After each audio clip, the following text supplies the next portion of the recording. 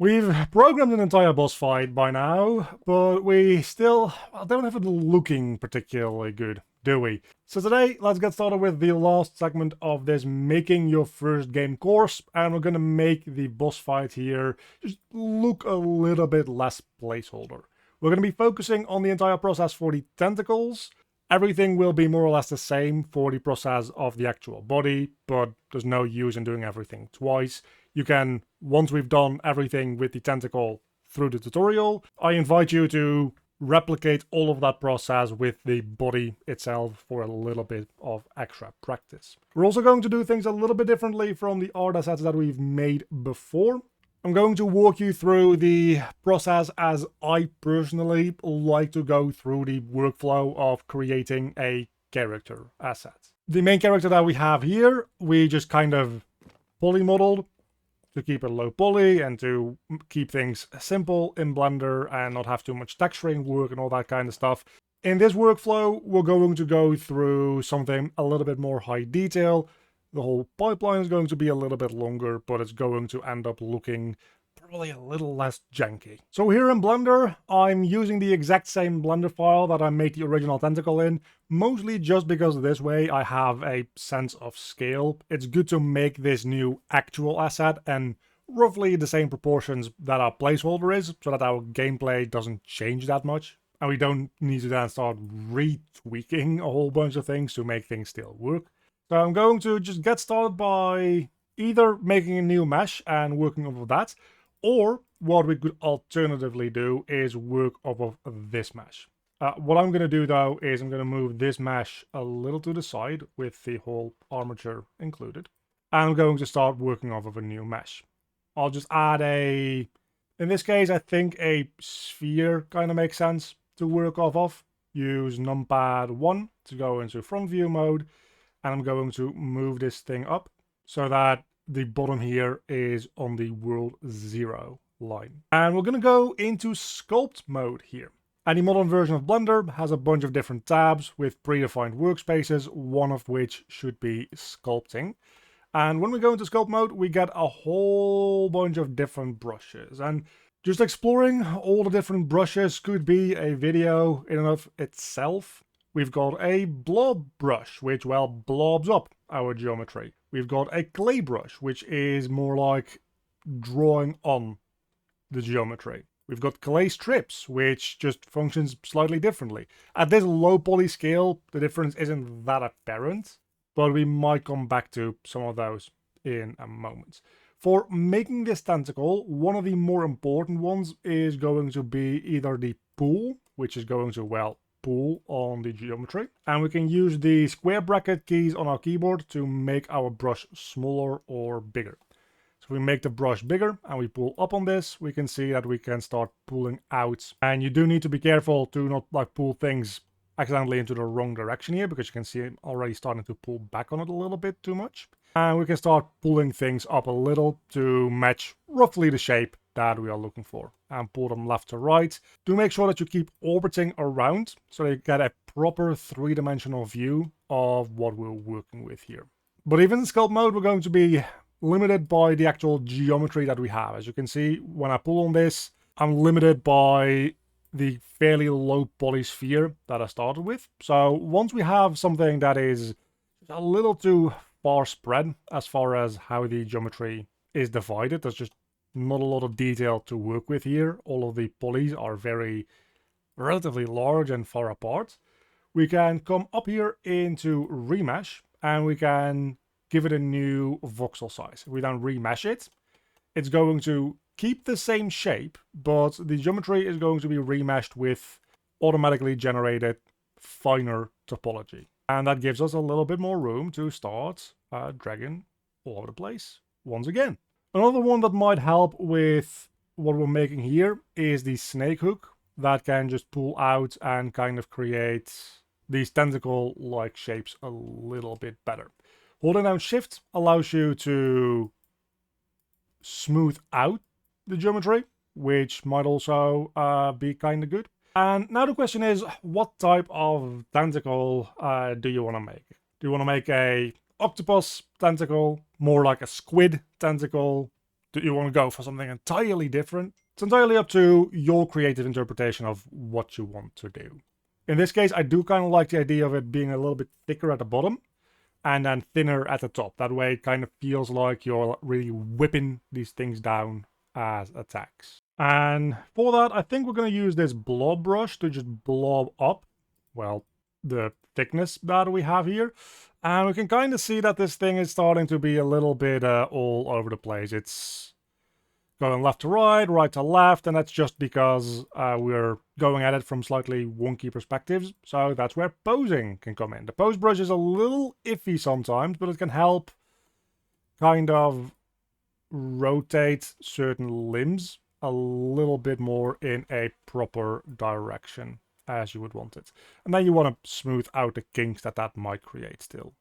And of course we could also just, again, use the pool, or we can use grab or grab 2D. Grab is, well, a three-dimensional grab, which lets you pretty intuitively just kind of move things around as you would expect them to work. Grab 2D more so projected into your current view, as you can see there.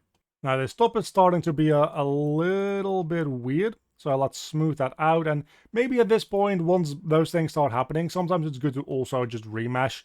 Do make sure that remeshing doesn't create any like weird artifacts or holes in your mesh, because sometimes it does do that. And I think I want to make the front of it a little bit more flat and then the back of it a little bit more inflated. So this is where we get into a lot of the brushes that might seem at first glance a little bit similar, like blobbing. Well, that inflates things, right? Yeah, but we also have this inflate and deflate brush, which, well, also inflates things. Just this doesn't displace things as much. It just inflates them, which makes it a little bit easier to work with at times. For pretty much every single one of these brushes, by the way, if you hold down the control key, it does the opposite. In this case, it would deflate it. So maybe you want to deflate this top a little bit more, again, to kind of keep that sharper attacking section. And then we can start looking into flattening out this front section here. We can use just flatten for that, and that'll probably do a fairly decent job. So if we just start flattening this out at least a little bit, might be a little too flat in places now. So especially here at the top, I think we do want to go back and inflate this a little bit more as a result. And maybe we inflated the bottom a little more than altogether needed to be the case. So let's deflate that, maybe make that transition a little bit smoother as well. And this is why inflate is nicer than blob for a lot of scenarios, because this inflating allows me to inflate the back here, where blob would be a little bit more annoying because that just, well, kind of blows up the whole thing, the whole area. So it would also extend out the front a lot more. Maybe we want to add a little bit more like silhouette shape to it. So we deflate a section here, we deflate a section here, and it starts a little bit more look like it is segmented. And maybe we want to have more than just two segments actually. Like maybe we want to create a couple more segments a little bit like this. I don't think the top one necessarily needs to be there. And once we've gotten a, well, rough shape that we're fairly happy with, pretty rough, but I'm also not going to spend hours on sculpting this thing, obviously. We can start adding in a bit more detail. I also do think that I probably want the bottom section here to be a little bit more flattened out. Right, so we have a rough shape, so now we can go back and remesh, and we can say remesh at only half the size. When we halve the size, it's going to have twice as much geometry. You don't immediately see that, but if we go into wireframe mode, you can see the geometry is even denser now, and we can start adding more details. The denser your geometry, the harder it's going to be to have these more rough, larger shapes cooperate while you're working with it. So while you're working on the larger shapes, you want your geometry to be less dense, if at all possible. And then once that is in place, you can make the geometry more dense and start working a little bit more on the detailing. So for this, maybe we want to add in a draw sharp, and we can start drawing onto our tentacle. And this is going to be drawing in a bunch of the detail that won't end up being part of the final geometry, but it'll be baked down into a normal map. That's something that we'll talk about in the texturing and material video. I also want this to be symmetrical. And I probably should have had this symmetrical from the very start, to be 100% honest with you, but let's just start doing symmetry now. Up here we have symmetry in the X, Y, and Z directions, and we can just enable that. And then when I draw on anything, it also draws it on the, well, opposite side. In this case, I actually want it to be symmetrical in the Y direction. And it's not quite properly symmetrical because, again, we haven't done symmetry from the very start here. We can kind of fix that a little bit by going into object mode. And the issue here is that our object origin is all kinds of, well, not centered, right? If we look at it from the view here, this is our object origin, all the way offsets to the right or the left, depending on how you look at it. So if we press F3, we get the search menu. We can just set the origin to the geometry, and that's going to set it to, well, the average position of all the vertices. The median position, I think it's the average. Anyway, essentially what it does is it just sets it to what it assumes is the middle of your model based on the geometry.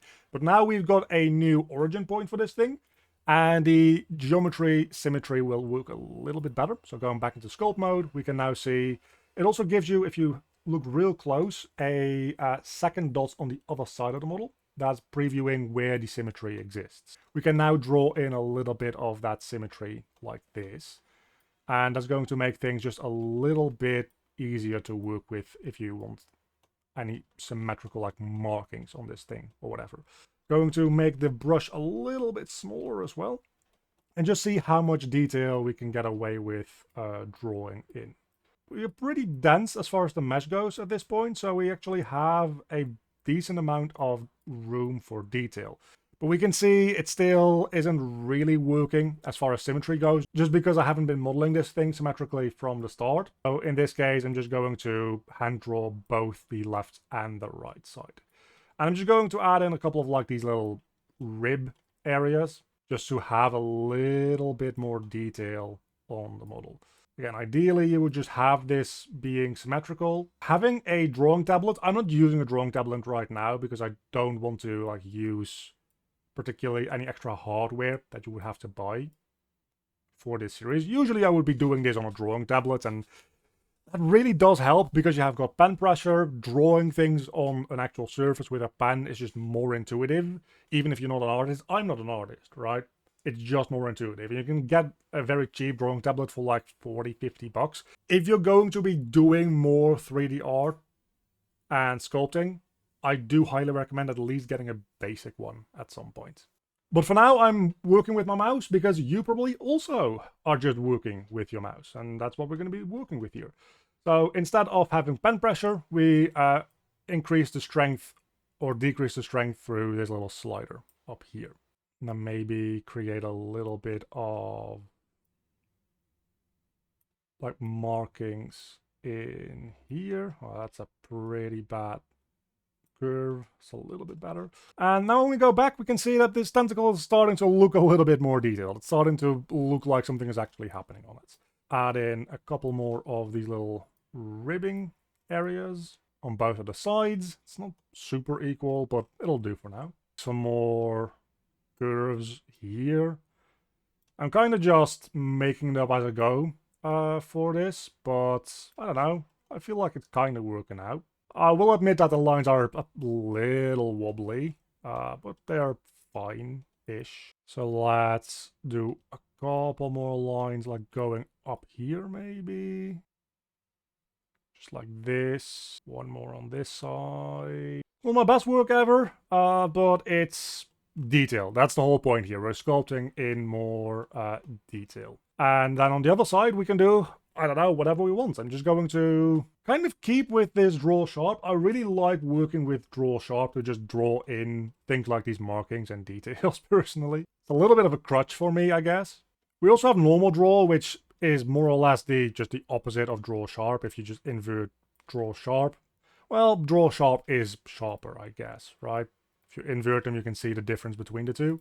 I'm going to just add in, I don't know, some lines like this on the bottom of the tentacle. Again, just to add in some amount more detail. This is all going to be texture stuff, so you could do all this in the texture phase as well.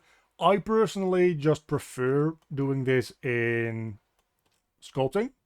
It just feels more natural for me to do it here, and this is going to give us more detail to work off of when we actually get to texturing, because we're going to be texturing this in Substance Painter, and Substance Painter will be able to use all of this high amount of detail on the actual geometry to generate more texture maps that we can use to drive how we actually generate our material. Yeah, that's less terrible than it could be, I guess. And if you wanted to, you could keep going. You could say, okay, we've done at this scale now. Want even finer scale. So I'm going to go down to 0.02 meters in size. And at some point, Blender, depending on the power of the hardware that you're running it on, is going to start having some trouble with that, because we're starting to get to the point where our mesh is very, very dense now. So your PC may or may not like to cooperate with this type of stuff. You can also get other brushes from the internet that help make specifically what you want to make, like hair brushes, fur brushes, that type of stuff. You can technically make your own brushes based on alpha textures and that type of stuff. That's all a little beyond what we're doing here right now. We're just going to be sticking with the default normal brushes. So let's do one final draw along the side here. That's going to separate the front and the back for us a little bit more. Yeah, that'll do just fine. We'll do a line down here. It just visually separates things a little bit, so we can also give these two different colors in a moment when we start texturing in a future video. It changes these things from being like just weird little lines to actually feeling like kind of skin pouches or pads or whatever. Not necessarily something that a real tentacle would have, obviously. But this is what we call creative license, and in my case, just making it up as I go. And that's going to be the tentacle that we work with. It's a little bit larger than the tentacle that we had before, so we can go back into object mode, just go into front view mode and just scale it down until it roughly matches the size that we had before. It's just nice to have. And it's a little bit crooked, I realize now. The issue is if we start doing any pose brushes now, it's probably not going to end super well, but let's give it a shot just to show you. You can try to use the grab brush and maybe, or with the pose brush, just make it larger. That also does tend to help a little bit. And we can kind of get it a little bit more straight into place. And now we have a super high poly. Like, literally, it's 300,000 triangles. We're not going to be importing this directly into Unreal and animating it for multiple different reasons. Number one being, it's going to tank your frame rate. Nanite is fantastic technology, but it's not quite intended to deal with this. It can, but it's not intended to. The even more important part is that this geometry is going to be a hell to map to a armature, and it's not actually optimized for not even performance, but not optimized for animation itself. This kind of geometry doesn't animate very well. You actually want relatively, not necessarily super low poly, but less dense geometry to animate. So next time what we're going to do is we're going to take this and we're going to make the geometry look a little bit more like this. And if you want to support this type of content and get access to all the project files for all of my tutorials, you can become a member here on YouTube or a Patreon. And thanks to my Cave students, tier supporters, Oigu and Earl Monseval Urno, and my Cave Digger tier supporters, Classy Crustaceo, the Joshimator, Mauricio Farias, and Cheng the Dude.